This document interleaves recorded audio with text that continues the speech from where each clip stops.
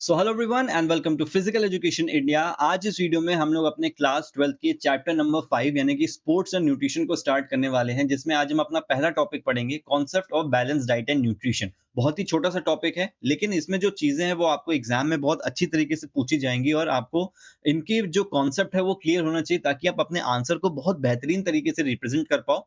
Plus मैं आपको कुछ एडिशनल चीजें बताऊंगा, being a bachelor student of physical education and masters of physical education student. मुझको ये पता है कि टीचर्स को कैसे रीड करना पसंद है, नोटबुक्स फिजिकल एजुकेशन के फील्ड में स्पेशली। तो मैं आपको कुछ बहुत छोटी छोटी चीजें बताऊंगा जिनको आप वन लाइनर में लिख सकते हो, और उसको हाईलाइट अगर कर दोगे तो टीचर बहुत ज्यादा इंप्रेस होगा, क्योंकि फिजिकल एजुकेशन टीचर्स को चीजें रिवाइज करना बहुत ज्यादा पसंद होती हैं, क्योंकि उनके सब्जेक्ट्स बहुत ज्यादा होते हैं। प्लस नई नॉलेज उनको लेना भी बहुत ज्यादा पसंद होता है। तो ये सारी चीजें मैं आपको इस पूरे चैप्टर में बताऊंगा, क्योंकि काफी ज्यादा इंटरेस्टिंग चैप्टर होने वाला है। बहुत बेहतरीन तरीके से इसको हम पूरा पूरे चैप्टर्स को, हर टॉपिक्स को अच्छे से समझेंगे। बाकी मैक्रो माइक्रो न्यूट्रिएंट्स जो है ये भी बहुत इंपॉर्टेंट टॉपिक है, थोड़ा सा मैं आपको आज इसी टॉपिक में इसी वीडियो में समझा दूंगा। बाकी नेक्स्ट वीडियो में मैक्रो और माइक्रो को बहुत अच्छी तरीके से हम पूरा समझेंगे, ठीक है। बाकी आपको पता है कि इंग्लिश और हिंदी दोनों ही लैंग्वेज में आपको यहाँ नोट्स मिल जाएंगे, जो इंपॉर्टेंट लाइन्स है वो हाईलाइटेड है। ये नोट्स आप टेलीग्राम चैनल से नीचे डाउनलोड कर सकते हो, लिंक जो है नीचे डिस्क्रिप्शन में दिया हुआ है। चलो फटाफट बहुत आसान भाषा में इस पूरे टॉपिक को समझना शुरू करते हैं, क्योंकि आपको अगर वन लाइनर लिखने को आते हैं तो आप बहुत अच्छी तरीके से शॉर्ट आंसर्स को बहुत अच्छी तरीके से यहाँ पे लिख पाओगे। चलो सबसे पहले बात करेंगे concept of balance diet and nutrition. कुछ छोटे छोटे टर्म्स हैं, उनको सिर्फ समझना, ध्यान रखना, तो आपको पूरा चैप्टर समझ में आ जाएगा। Every individual needs food for energy and body development. हमें पता है कि कोई भी हो, हर इंडिविजुअल को, कोई स्पोर्ट्समैन हो, कोई चेस प्लेयर हो, कोई बिजनेसमैन हो, कोई पॉलिटिशियन हो, आप हो, मैं हूं, हमको फूड चाहिए अपनी एनर्जी के लिए और बॉडी डेवलपमेंट के लिए।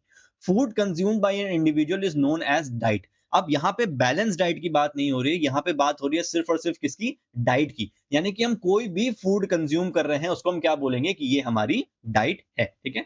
Diet contains various type of essential chemicals known as nutrients. और इसी डाइट में बहुत सारे क्या होते हैं जिनको हम कंज्यूम करते हैं? न्यूट्रिएंट्स। यानी कि सिंपल भाषा में जो खाना हम खा रहे हैं उनको हम क्या बोल सकते हैं? उनको हम न्यूट्रिएंट्स बोल सकते हैं। और ये जो न्यूट्रिएंट्स को अपनी बॉडी में डालने का जो प्रोसेस होता है, इसको क्या बोलते हैं? इसको हम बोलते हैं न्यूट्रिशन, ठीक है। तो न्यूट्रिशन क्या है? एक तरह का प्रोसेस है जहां पे हम न्यूट्रिएंट्स को, यानी कि फूड को अपनी बॉडी में इनहेल करते हैं, अपनी बॉडी में अंदर लेते हैं, सो दैट हमारी बॉडी ग्रो कर सके, रिपेयर कर सके और हमारी बॉडी को एनर्जी मिल पाए। तो ये कुछ टर्म्स आपको क्लियर हो रहे हो। अब हम बात करते हैं बैलेंस डाइट की।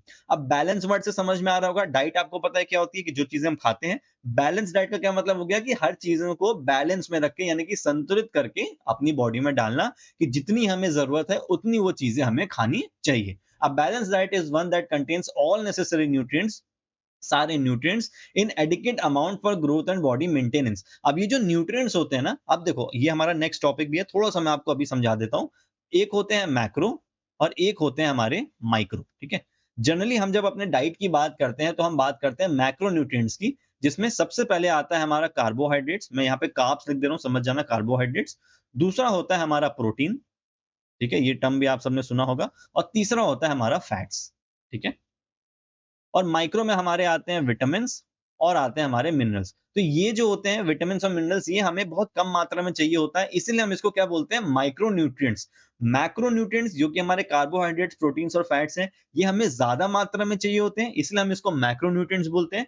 माइक्रो न्यूट्रिएंट्स यानी कि विटामिन और मिनरल्स जो हमें कम मात्रा में चाहिए होते हैं, तो उन्हें हम माइक्रो न्यूट्रिएंट्स के अंदर काउंट करते हैं। और ये जनरली हमें एक दिन में 100 मिलीग्राम चाहिए होता है, जो कि बहुत कम होता है। और जनरली जब आप फूड्स या ये फ्रूट्स वगैरह खाते हो या मिल्क पीते हो, तो इनसे आपको विटामिन और मिनरल्स मिल जाते हैं, जो कि जनरली हम कार्बोहाइड्रेट्स वगैरह में काउंट कर लेंगे, ठीक है।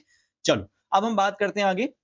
It includes carbohydrates, fat, vitamin, minerals, सारी चीजें, और इसमें प्रोटीन भी आएगा, प्रोटीन यहाँ मिस हो गया। तो एक बैलेंस डाइट में ये सारी चीजें इंक्लूड होती हैं, कि एक ह्यूमन बीइंग को इन सबको सही मात्रा में कंज्यूम करना पड़ता है, तो ही वो बैलेंस डाइट बनेगी। The amount of food from all food groups in a balance diet varies from individual to individual. अब देखो ये लाइन बहुत ज्यादा इंपॉर्टेंट है, और इस चीज को समझना, अगर आप इस चीज को समझ गए तो आप अपना आंसर बहुत बेहतरीन तरीके से फ्रेम कर पाओगे। अगर आपको बैलेंस डाइट या फिर न्यूट्रिशन के बारे में पूछा जाता है, या फिर इवन कार्बोहाइड्रेट्स के बारे में पूछा जाए, प्रोटीन्स, फैट्स, मैक्रोन्यूट्रिएंट्स, कुछ भी पूछा जाएगा, तो आप सिर्फ एक छोटा सा एग्जांपल देके बहुत अच्छी तरीके से टीचर को इंप्रेस कर सकते हो, और ये बता सकते हो कि भाई मुझे ये पूरा कॉन्सेप्ट बहुत अच्छी तरीके से समझ में आता है। देखो हम बात करते हैं यहाँ पे जनरली तीन अलग अलग लोग ले लेते हैं। एक हम ले लेते हैं, कोई है पावर लिफ्टर का प्लेयर या फिर वेट लिफ्टिंग का प्लेयर। वेट लिफ्टिंग आपको पता होगी, जो एक स्पोर्ट होता है जहां पे हमें बहुत ज्यादा मात्रा में वेट उठाना पड़ता है। दूसरा हम ले लेते हैं एक एंड्योरेंस वाला प्लेयर, जैसे कि मैराथन रनर। इसको क्या चाहिए? इसको चाहिए स्टेमिना, ठीक है। पावर लिफ्टर, वेट लिफ्टर को क्या चाहिए? इसको चाहिए बहुत सारी ताकत, क्योंकि इसको फटाफट वेट उठा के दिखाना, जितना ज्यादा उठा सके और फिर रख देना, इसका काम खत्म। मैराथन वाले को चाहिए स्टैमिना या फिर एंड्योरेंस, यानी कि इसको लंबे टाइम तक भागते रहना है, धीरे धीरे भले लेकिन लंबे टाइम तक भागते रहना है। और तीसरा हम ले लेते हैं एक सेडेंटरी लाइफ वाला कोई ह्यूमन बीइंग। सेडेंटरी लाइफ का मतलब हो गया भाई जो एक फिक्स लाइफस्टाइल जीता है, जैसे कि 10 to 5 या 9 to 5 जॉब हो गई, या कोई नॉर्मल बच्चा हो गया जो सुबह स्कूल जा रहा है, दोपहर में थोड़ी देर सो रहा है, शाम को कोचिंग क्लास, फिर थोड़ी देर पार्क में खेल लिया, खाना खाया, होमवर्क किया, सो गया। तो सेडेंटरी लाइफ वाले जो लोग होते हैं, इनको भी हम एक कैटेगरी में डाल देते हैं। अब देखो, जो पावर लिफ्टर या वेट लिफ्टर होते हैं, इनको चाहिए अपनी बॉडी में स्ट्रेंथ, और स्ट्रेंथ देने का काम हमारा कौन सा न्यूट्रिएंट करता है? वो करता है प्रोटीन। ठीक है, आपने सुना होगा वे प्रोटीन आता है, जो लोग जिम जाते हैं प्रोटीन पाउडर कंज्यूम करते हैं। क्यों करते हैं? क्योंकि भाई उन्हें अपनी मसल को ग्रो करना है, उन्हें अपनी मसल को रिकवर करना है, अपनी मसल को रिपेयर करना है। तो जो पावर लिफ्टर और वेट लिफ्टर्स होता है, ये क्या करेंगे? अपनी डाइट में प्रोटीन ज्यादा लेंगे। अब प्रोटीन ज्यादा लेंगे तो क्या होगा कि कार्बोहाइड्रेट थोड़ा सा कम कर सकते हैं और फैट्स को भी वो थोड़ा सा कम कर सकते हैं, अपनी डाइट का बैलेंस बनाए रखने के लिए। ऐसा नहीं कि कार्बोहाइड्रेट ज्यादा, प्रोटीन भी ज्यादा, फैट्स भी ज्यादा, तब तो भाई फिर गड़बड़ हो जाएगा। तो कार्बोहाइड्रेट्स और फैट्स को कम करेंगे और प्रोटीन को थोड़ा ज्यादा कर देंगे, ताकि जो कैलोरीज होती हैं वो बैलेंस रहे और आपको सही अमाउंट में आपका डाइट मिले। ठीक है, एक ये एग्जांपल हो गया। दूसरा हो गया मैराथन वाले। अब भाई मैराथन वालों को क्या करना है? लंबे टाइम तक भागना है, उन्हें अपनी बॉडी तो नहीं बनानी। आपने देखा होगा जो मैराथन रनर्स होते हैं, जो जनरली अफ्रीकन रनर्स होते हैं, जो बहुत अच्छा परफॉर्म करते हैं, केन्या के जो एथलीट्स होते हैं, वो कितने स्लिम होते हैं, कितने पतले होते हैं। क्यों? क्योंकि भाई वो सारी चीजों को मेंटेन करके रखते हैं। अब जो मैराथन वाले लोग हैं, इनको मसल्स की इतनी जरूरत नहीं है, इनको एनर्जी चाहिए जो कि लंबे टाइम तक इनको हेल्प कर पाए। तो ये किस चीज का कंजम्पशन बढ़ा देते हैं? ये कार्बोहाइड्रेट्स का और अपनी फैट्स का, इनका कंजम्पशन बढ़ा देते हैं। कार्बोहाइड्रेट्स के बारे में अभी जब हम नेक्स्ट टॉपिक में डिटेल में पढ़ेंगे, तो आपको समझ में आएगा कि कार्बोहाइड्रेट्स और फैट्स का मेजर जो काम है वो क्या होता है। अभी सिर्फ इतना समझो कि एंड्योरेंस वाले क्या करेंगे? कार्बोहाइड्रेट्स और फैट्स का कंजम्पशन बढ़ा देंगे और प्रोटीन को कम कर देंगे, तो डाइट उनकी होगी बैलेंस। सेडेंटरी लाइफस्टाइल वाले जो है भाई, इन तीनों चीजों का एक कॉम्बिनेशन बना के चलेंगे कि जितना प्रोटीन चाहिए, जनरली एक इंसान को जो नॉर्मल लाइफस्टाइल का है, उसको 1 किलोग्राम बॉडी वेट पे 1 ग्राम प्रोटीन खाना होता है। यानी कि अगर आप 60 किलो के हो, तो रोज आपको 60 ग्राम प्रोटीन खाना होता है।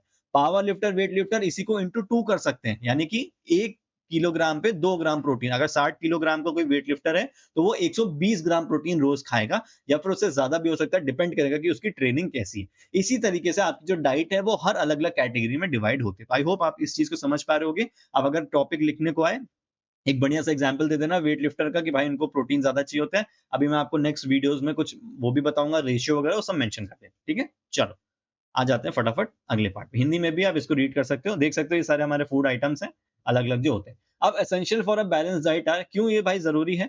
Inclusion of all essential nutrients in adequate amounts. तो एक बैलेंस डाइट में जरूरतमंद चीजें क्या है? तो एडिकेट अमाउंट में न्यूट्रिएंट होना चाहिए, इसको हमने बहुत अच्छे से पढ़ लिया। A definite ratio between fats, proteins and carbohydrate. देखो इसी चीज की हम बात कर रहे थे ना, कि कार्बोहाइड्रेट्स, प्रोटीन और फैट के बीच में एक सही रेशियो होना चाहिए। अब अगर मैं आपको एक रेशियो दूं जनरल, वो क्या होना चाहिए?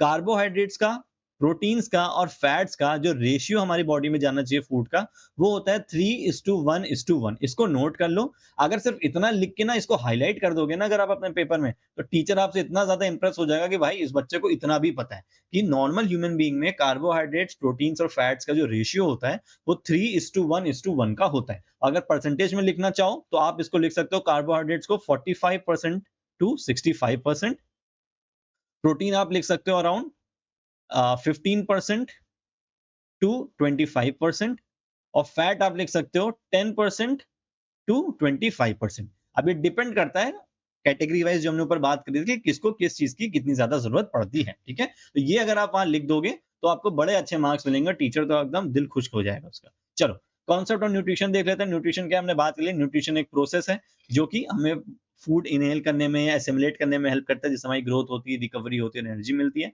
एलिमेंट्स क्या क्या होंगे भाई? तो फूड होता है जो नॉर्मल हम फूड खाते हैं, यानी कि न्यूट्रिएंट्स, यही न्यूट्रिशन के एलिमेंट्स हैं, जो कि न्यूट्रिएंट्स बॉडी में जाएंगे तो न्यूट्रिशन का प्रोसेस होगा।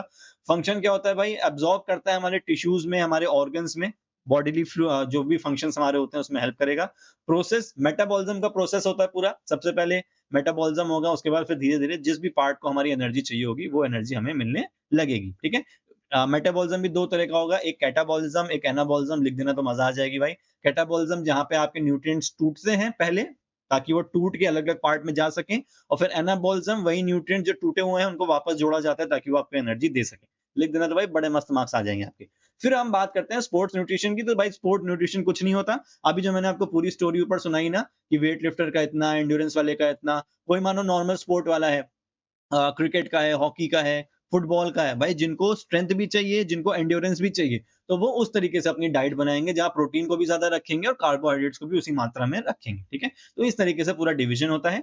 मैक्रो और माइक्रो न्यूट्रिएंट्स की बात जो है वो हम अगले टॉपिक में करेंगे, अच्छी तरीके से हम इसको समझेंगे। हिंदी में भी आप इसको रीड कर सकते हो, हालाँकि ये सारी चीज़ें जो हैं वो एक ही पीपीटी में बनी हुई है, एक ही पीडीएफ में, तो ये आपको नीचे मिल जाएगी। मैक्रो न्यूट्रिएंट्स आप देख सकते हो, कार्बोहाइड्रेट्स, प्रोटीन्स और फैट्स होते हैं और माइक्रो न्यूट्रिएंट्स हमारे क्या होते हैं, विटामिन्स और मिनरल्स होते हैं। तो जनरली हम इनकी बात करते हैं क्योंकि इनसे ही जो चीज़ें हम कंज़्यूम कर रहे हैं वो कहीं न कहीं विटामिन्स और मिनरल्स हमें दे देती हैं और जो थोड़े बहुत विटामिन्स, मिनरल्स बचते हैं उनके भी अलग-अलग सोर्सेज़ होते हैं जिनको हम कंज़्यूम कर सकते हैं। वाटर वाटर हमारा जो होता है इसको हम किसी पर्टिकुलर मैक्रो या माइक्रो में काउंट नहीं करते हैं। हालाँकि आप कह तो सकते हो कि ये मैक्रो न्यूट्रिएंट है क्योंकि हमें ज़्यादा मात्रा में हमारी बॉडी में चाहिए होता है, कम से कम 3 से 5 लीटर पानी हमें रोज़ पीना चाहिए। लेकिन ये एक रेगुलेटरी फूड आइटम होता है, यानी कि वाटर जो होता है वो हमारे मैक्रो न्यूट्रिएंट्स को और माइक्रो न्यूट्रिएंट्स को पचाने में हेल्प करता है।